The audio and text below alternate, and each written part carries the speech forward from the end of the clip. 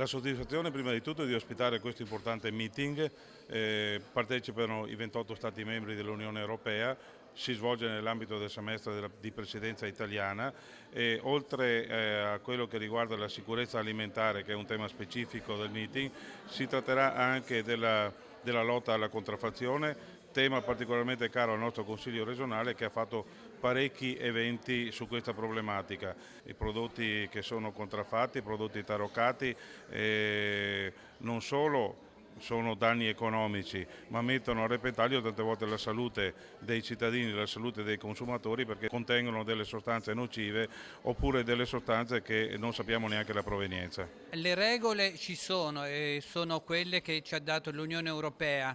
Bisognerà armonizzare soprattutto i comportamenti, le capacità dei singoli Stati membri di rafforzare i loro sistemi di controllo. È quello che stiamo facendo e portando avanti in questo semestre di presidenza italiana. Non vogliamo distruggere quelle che sono le tradizioni, i prodotti italiani, non vogliamo arrivare a delle regole che standardizzino come sono le capacità di produzione, ma bisogna stabilire delle regole di sicurezza. Noi ci preoccupiamo in questo momento soprattutto di assicurare un alimento che non presenti dei rischi sanitari per il consumatore.